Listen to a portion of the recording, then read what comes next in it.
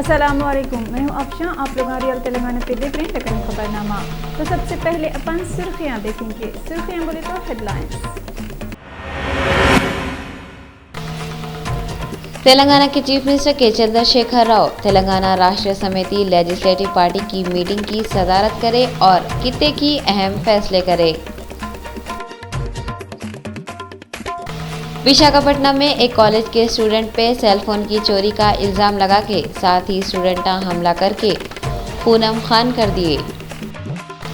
हिंदी फिल्मों के मशहूर कॉमेडियन जॉनी लीवर से रियल तेलंगाना चैनल के रिपोर्टर मोहम्मद अब्दुल समद का खुसूसी इंटरव्यू पेश है। पाकिस्तान के मशहूर गजल सिंगर गुलाम अली के प्रोग्रामों को शिवसेना वाले रुका दिए। और अमेरिका में साइंसदाना एक अलग ही बात बोले। वो लोग बोल रहे हैं बर्तना मांजे तो दिमाग का टेंशन दूर हो जाता कथे। रियल तेलंगाना चैनल पे पेश है एक दिलचस्प रिपोर्ट। अब अपन तफसील से न्यूज़ां देखेंगे। TRS-LP बोले तो तेलंगाना राष्ट्रीय समिति लेजिस्लेटिव पार्टी की मीटिंग रियासत तेलंगाना के चीफ मिनिस्टर के चंद्रशेखर राव की निगरानी में हुई। ये मीटिंग में KCR कितने की फैसले लिए। रियासत तेलंगाना के चीफ मिनिस्टर के चंद्रशेखर राव की निगरानी में जुमेरात को TRS-LP मीटिंग हुई और उसमें KCR कितने की अहम फैसले करे। ये मीटिंग में KCR डिस्ट्रिक्टों का दौरा करने का फैसला करे और सबसे पहले उन्होंने रंगारेड्डी डिस्ट्रिक्ट का दौरा करते बोले। इसके अलावा ये मीटिंग में 10 दिनों के अंदर पूरे पोस्टर देने का भी फैसला हुआ। हर असेंबली हल्के में 400 घरों की तामीर के वास्ते बुनियाद का पत्थर रखने का भी ये मीटिंग में डिसीजन लिए। CM KCR minister T Srinivas Yadav को IDH कॉलोनी का मायना करने के वास्ते लोगों को भेजो बोल के हिदायत दिए। GHMC के इलेक्शन आज जनवरी 2016 में कराने का फैसला हुआ। CM KCR अपोजिशन के लीडरों के तनकीदों का जवाब जब का जब दियो बोल के पार्टी के पूरे लीडरों को मशवरा दिए। विशाखापट्टनम में श्री चैतन्य जूनियर कॉलेज के स्टूडेंट पे सेलफोन चुराए बोल के दूसरे स्टूडेंट चाकू से हमला कर दिए। विशाखापट्टनम के चैतन्य जूनियर कॉलेज में जुमेरात को इंटर के एक स्टूडेंट पे दूसरे 2 स्टूडेंट फ़ोन की चोरी के मसले पे चाकू मार के ज़ख्मी कर दिए। ग्रीश नाम का स्टूडेंट भयानक ज़ख्मी हो गया, उसको फौरी दवाखाने में शरीक करा दिए। हमला करने वाले 2 स्टूडेंटों मनोहर और पवन को पुलिस वाले हिरासत में लेके पूछताछ कर रहे हैं। నాకు కొంచెం టైం కావాలి, నేను డబ్బులు ఇచ్చేస్తాను 1 మంత్ తర్వాత అని చెప్పారు. సరే అని నేను కాలేజ్ నుండి వస్తున్నప్పుడు వాళ్ళిద్దరు నన్ను ఆపి డబ్బులు ఇస్తానని తీసుకుని వెళ్ళి సుజితనాన్ని తీసుకుని వెళ్ళి కిందకి మాట్లాడుతూ కత్తితో పొడిస్తారు. నేను వాళ్ళిద్దరిని తప్పించుకొని వేరే వాళ్ళ ఇంట్లోకి వెళ్ళి నేను కాపాడుకున్నాను. हैदराबाद के फेमस ड्रामे डेढ़ मतवाले का खास शो 11 अक्टूबर को रविंद्र भारती में होने वाला है, जिसमें मशहूर comedian Johnny Lever chief guest होंगे। जॉनी लीवर से रियल तेलंगाना चैनल के रिपोर्टर मोहम्मद अब्दुल समद मुलाकात करे, जिसमें जॉनी लीवर हैदराबाद और हैदराबादी आर्टिस्टों से उनके पुराने ताल्लुकात पे बात करे। पेश है जॉनी लीवर के ख्यालात। हमारे सुबानी भाई अमित कवाल साहब हमारे बड़े अच्छे दोस्त हैं, भाइयों की तरह हैं। हेलो। और हम लोगों ने साथ में बहुत शोज़ किए और जब भी जड़बत वाले शो लेकर आते थे सुबानी भाई, अमित भाई, हबीब फरीद और बहुत सारे आर्टिस्ट, हम लोग बहुत एंजॉय करते थे। शो भी देखते थे, फिर बैठ कर रात भर बातें करते थे, एंजॉय करते थे। और जब भी मैं यहाँ आता हूँ इनसे मिले बगैर रहता नहीं हूँ, मेरे काम के लिए आता हूँ, मैं इनसे मिल के इनसे मिलना जुलना तो रहता ही है। और ये 11 को हमारा शो है आइतवार। तो इस शो में भाई साहब ने बहुत रिक्वेस्ट की और उन्होंने प्यार से कहा कि अब मेरा आना बहुत ज़रूरी है, तो मैं एज ए गेस्ट इस शो में आ रहा हूँ। और बहुत अच्छी बात होती है हमारे कॉमेडियन भाइयों के लिए। नहीं, जो संडे 11 तारीख को जो शो हो रहा है डेढ़ बत वाली शो, हमारे सुबानी भाई, अमित कमाल भाई, पूरी टीम है। और इस शो में मैं भी हूँ, एज ए गेस्ट आ रहा हूँ और शो बहुत बढ़िया शो होता है। और मैं चाहता हूँ कि हमारे जितने लोग इस वक्त में सुन रहे हैं उनसे गुजारिश है कि वक्त निकाल कर आइए और इस शो को एंजॉय करें आप। रियासत तेलंगाना के home minister N Narasimha Reddy बोल रहे हैं, टीआरएस पार्टी को तरक्की दिलाने के वास्ते काम करने वालों को डिस्ट्रिक्ट और रियासत की कमेटियों में पोस्टा देंगे कते। टीआरएस एलपी की मीटिंग के बाद मीडिया के लोगों से बात करते हुए home minister N Narasimha Reddy बोले कि टीआरएस पार्टी को मजबूत बनाने के वास्ते, पार्टी को तरक्की देने के वास्ते काम कर रहे सवालों को स्टेट और डिस्ट्रिक्ट के कमेटियों में पोस्टा देंगे कते। इसके अलावा इन्होंने ये भी बोले कि सीएम के चंद्रशेखर राव पूरे डिस्ट्रिक्टों में वेलफेयर के स्कीमों के बारे में मालूम करने की मिनिस्टरों और एमएलएस को हिदायत दिए कते। तारीखी फिल्म रुद्रमा देवी के डायरेक्टर गुणाशेखर तेलंगाना सीएम के चंद्रशेखर राव से कैंप ऑफिस में मिलकर फिल्म देखने की ख्वाहिश करे। जी शेखर की डायरेक्शन में बनी सो हिस्टोरिकल फिल्म जुम्मा 9 अक्टूबर को रिलीज हो रही। ये मौके पे अपनी फिल्म की टीम के साथ गुणाशेखर सीएम केसीआर से कैंप ऑफिस को जाके मिले और फिल्म के बारे में बताते हुए फिल्म देखने की केसीआर को दावत दिए। सीएम केसीआर ये फिल्म को इंटरटेनमेंट टैक्स में कमी करते बोल के ऐलान करे।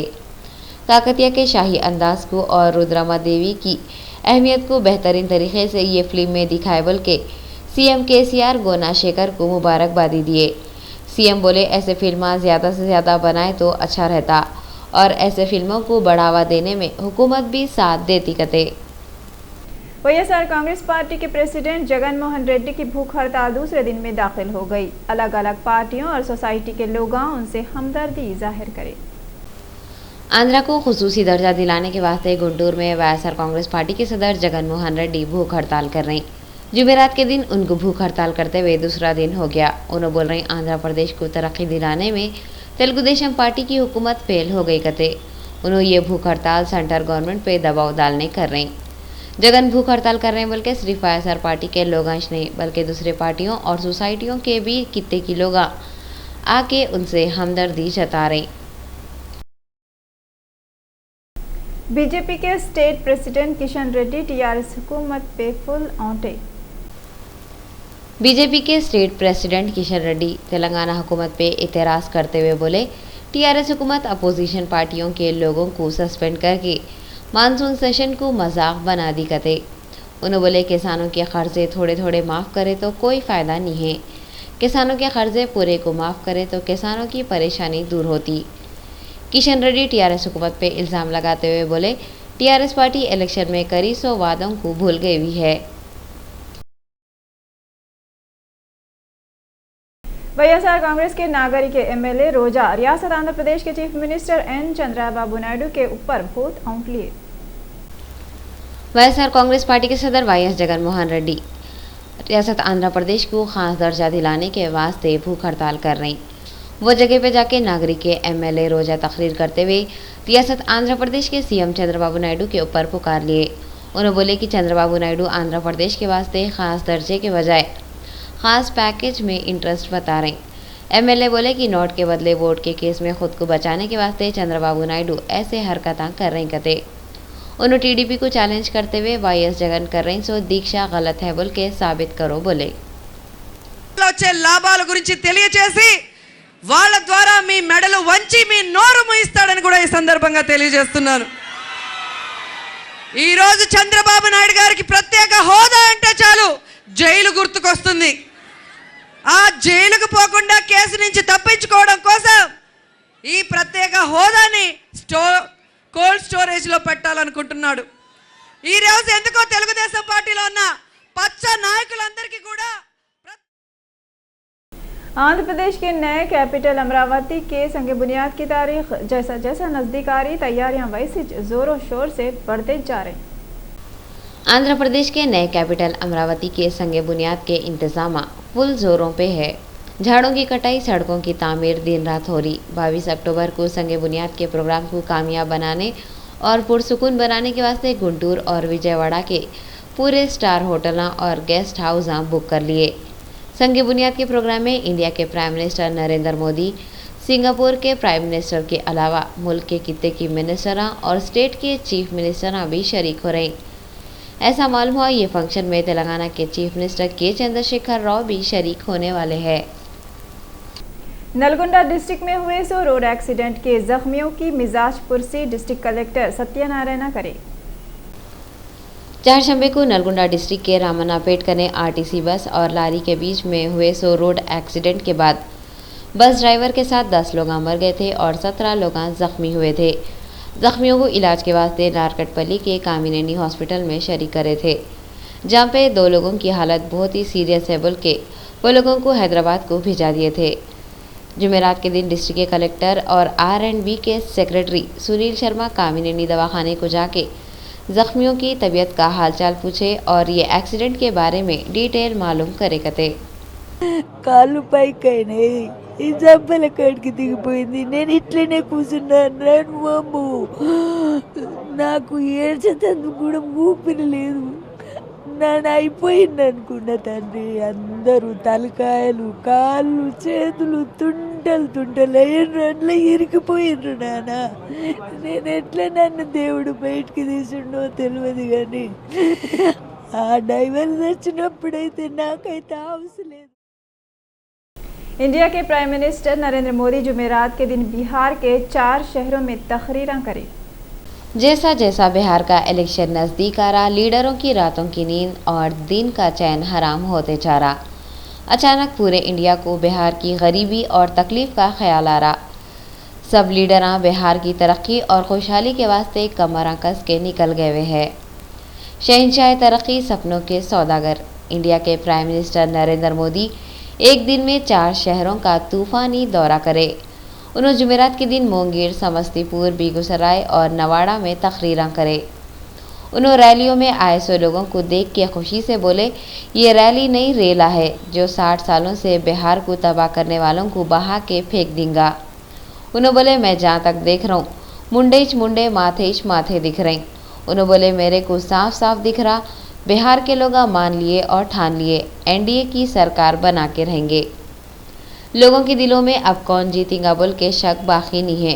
उन्होंने बोले, ऐसा चुनाव पहले नहीं देखे थे, ये चुनाव विकास को रोकने वालों को रोकने का चुनाव है कहते। नरेंद्र मोदी जब तकरीर कर रहे थे, टीवी कैमरा जैसी पब्लिक की तरफ मोड़ा था, लोग तकरीर को छोड़ के हाथा हिला रहे थे और उचक रहे थे। नरेंद्र मोदी हर इलेक्शन में करे जैसा ये इलेक्शन में भी वादों की भरमार शुरू कर दिए। उन्होंने बोले 2022 तक हर गांव को बिजली देते कहते और ये भी बोले गए 120 सालों से ज़्यादा हम लोग बिजली बनाए। उन्होंने बोले बिहार की आवाम तरक्की चाहती और उन्होंने बिहार को तरक्की दिलाते कहते। नरेंद्र मोदी लालू प्रसाद यादव पे तबीयत से कुड़कुड़ाए। उन्होंने बोले लालू के अंदर शैतान घुस गया, इंसानों के बीच में शैतान आ गया हुआ है और शैतान अब हमारे पीछे पड़े हुआ है। अब हमारी लड़ाई शैतान से है। पहली बार बिहार का चुनाव युवाओं के जोश के आसपास केंद्रित हुआ है। पहली बार चुनाव विकास के विचार पर केंद्रित हुआ है। मैं समझता हूं हिंदुस्तान के सभी राजनीतिक पंडितों को इस बात को मुहर लगाने के दिन अब आ चुके हैं। 1979 8 अक्टूबर हमारे प्राण प्रिय नेता आदरणीय जयप्रकाश बाबू को हमने खो दिया था। आजादी के बाद वे सुशासन के लिए लड़ते रहे, भ्रष्टाचार से लड़ते रहे, देश के भविष्य को उज्जवल बनाने के लिए उन्होंने अपना पूरा जीवन खपा दिया था और संपूर्ण क्रांति का मंत्र लेकर के देश के नौजवानों में एक नई चेतना प्रगटाई थी। लेकिन इसलिए गए कि आपातकाल में ये बहुत सारे नौजवान जिसका उस समय जन्म भी नहीं हुआ होगा, कांग्रेस पार्टी ने इस देश में आपातकाल लगाया था, हिंदुस्तान को जेल खाना बना दिया था। जयप्रकाश नारायण जी को जेल के सलाखों के पीछे धकेल दिया गया।